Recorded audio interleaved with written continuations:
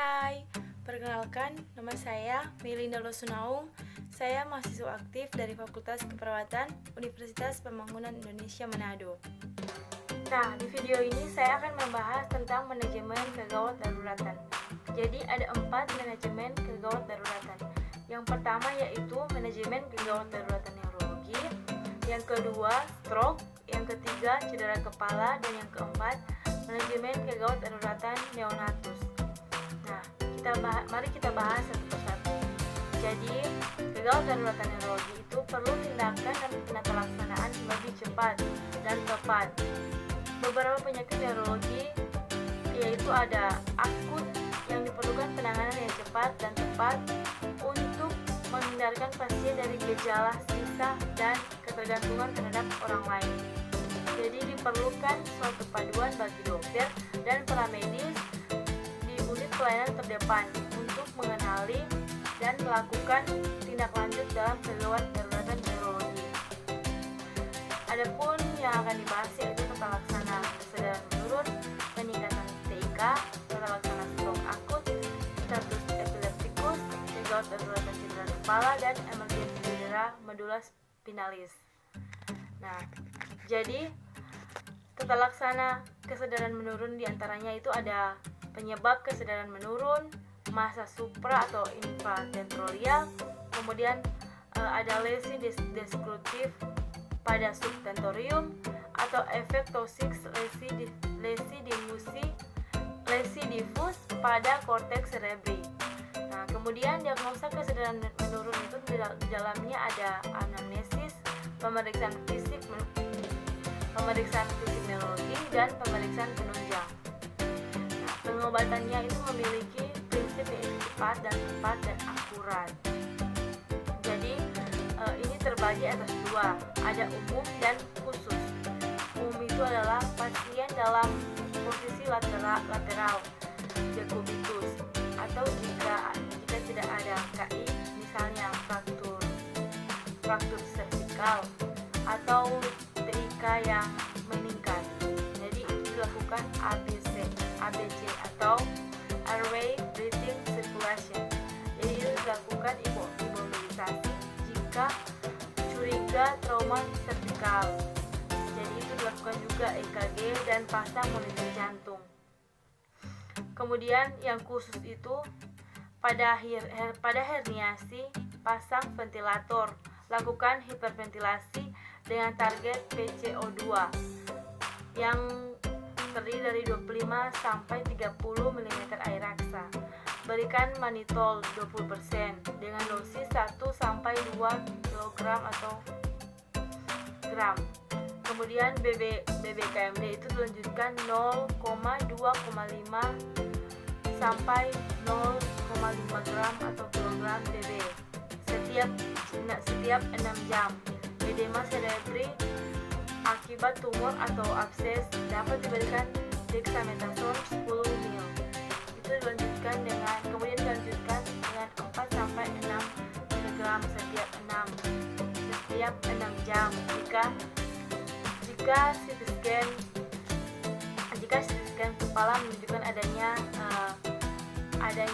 CT yang operabel, yang misalnya EDH, konsul beda saraf untuk operasi tanpa herniasi, ulangi pemeriksaan neurologi yang lebih teliti. Jika CT scan tidak ada kelainan, lanjutkan LP. Jika positif dan infeksi jika positif, berikan antibiotik. Jika LP positif, ada perdarahan, terapi sesuai dengan pengobatan suprakoinik. Nah, TIK itu adalah tekanan dalam tenggorokan. Berdasarkan hipotesis Monro-Killeir, merupakan jumlah volume darah intrakranial, jaringan otak, cairan otak, dan komponen lainnya, misalnya hematom, tumor yang bersifat konstan. Jadi TIK normal itu tergantung usia. Kalau pada bayi itu 1,5 sampai 6 mm air raksa.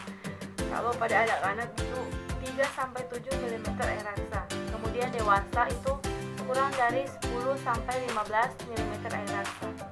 Jadi penyebab TIK ini adalah peninggian cerebral blood volume dapat disebabkan karena peninggian central venous pressure dan vasodilatasi cerebral edema yang cerebri obstruksi aliran CSS-nya dapat disebabkan karena efek massa, infeksi, perdarahan trauma, dan lain-lain yang menimbulkan desakan dan peregangan diskrovaskular. Akibatnya terjadi pergeseran jaringan otak dan kerusakan jaringan. Kemudian gejala-gejalanya yaitu gejala klinik sakit kepala, terutama pada pagi hari. Kemudian muntah dan papiledema, gejala efek massa. Itu gangguan kesadaran atau penekanan pada formatio reticularis. Itu gejala vokal cerebral. Kemudian yang kedua, stroke. Tata laksana stroke itu merupakan penyebab penyakit kematian dan kecacatan utama yang ada di Indonesia. Jadi stroke ini suatu kegawat daruratan medis yang harus ditangani secara cepat dan tepat dan cermat. Penyebab stroke itu karena infark otak 80%, dapat menyebabkan emboli dan aterotrombotik pendarahan yaitu 20%, dan PIS dan PSA itu diagnosa berdasarkan klinis anamnesis dan pemeriksaan fisik neurologis, sistem skroning, kemudian mesti CT scan kepala, MRI kepala. Jadi prinsip tata laksana stroke ini yaitu membatasi dan memulihkan iskemia akut yang sedang berlangsung selama 3-6 jam. Nah, kemudian masuk pada status epileptikus.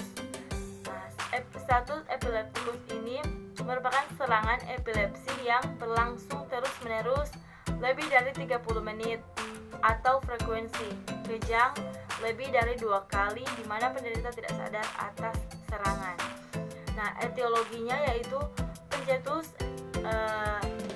status epileptikus ini yaitu penderita yang tidak diobati dan dosis untuk memadai, pengobatan yang tiba-tiba dihentikan, kemudian keadaan umum yang menurun karena kurang tidur, stres fisik dan psikis, kemudian alkohol, drug abuse, itu adalah etiologi dari status epileptikus. Kemudian penyebab akut. Penyebab akut itu ada penderita ensefalopati anoksis, kemudian penderita penyakit cerebrovaskular akut, dan penderita tumor SSP, kemudian penderita ensefalopati metabolik, dan yang terakhir yaitu penderita meningitis dan ensefalitis. Itu. Kemudian cedera pada kepala. Cedera pada kepala itu merupakan kegawat daruratan cedera kardioserebral yang terjadi kerusakan dapat mengakibatkan luka kulit pada kulit kepala, fraktur tulang tengkorak, robekan selaput otak, kerusakan pembuluh darah atau intra dan ekstra cerebral, kemudian kerusakan jaringan otak itu terjadi pada cedera kepala. Nah, tata laksananya yaitu operatif dan non-operatif. Kesadaran menurun dan baik. Itu tujuannya. Terapi non-operatif mencegah TIK meningkat, mencegah dan mengobati edema otak, meminimalisasi kerusakan sekunder, kemudian mengobati simptom akibat trauma otak, mencegah dan mengobati komplikasi trauma otak seperti kejang dan infeksi. Kemudian pasien dalam keadaan sadar itu GCS-nya ada 15. Pada cedera kranioserebral tanpa defisit neurologi hanya dilakukan perawatan luka. Pemeriksaan radiologi hanya atas indikasi. Jadi penderita dipulangkan dan keluarga diminta mengobservasi kesadaran bila dicurigai adanya kesadaran menurun. Saat observasi, pasien segera dibawa kembali ke rumah sakit. Nah, penderita dengan cedera kranioserebral ini sedang atau berat itu resusitasi jantung, paru dengan tindakan ABC itu melakukan pemeriksaan singkat untuk kesadaran pupil, tanda vokal cerebral, CT scan kepala, jika dicurigai ada hematoma intrakranial. Jadi pemeriksaan laboratoriumnya pada keadaan TIK meningkat itu terjadi karena hiperventilasi terapi diuretik, monitornya 20%, kemudian furosemi posisi tidur bagian kepala ditinggikan 20-30 derajat dengan kepala dan dada pada satu bidang. Nah, berikut adalah penjelasan singkat tentang manajemen kegawat daruratan. Semoga bisa bermanfaat untuk kita semua dan bisa menjadi perhatian. Dan untuk adik-adik, bahkan teman-teman yang ingin berkelanjutan, ingin melanjutkan pendidikan ke jenjang yang lebih tinggi, mari gabung bersama kami di Universitas Pembangunan Indonesia Manado. Di kampus kami sudah tersedia banyak jurusan, salah satunya yaitu jurusan keperawatan yang sudah terakreditasi B, dan dijamin fasilitas dan kualitas kampus kami itu sangat baik. Jadi tunggu apa lagi? Mari gabung bersama kami di Universitas Pembangunan Indonesia Manado. Salam Unpid. Terima kasih.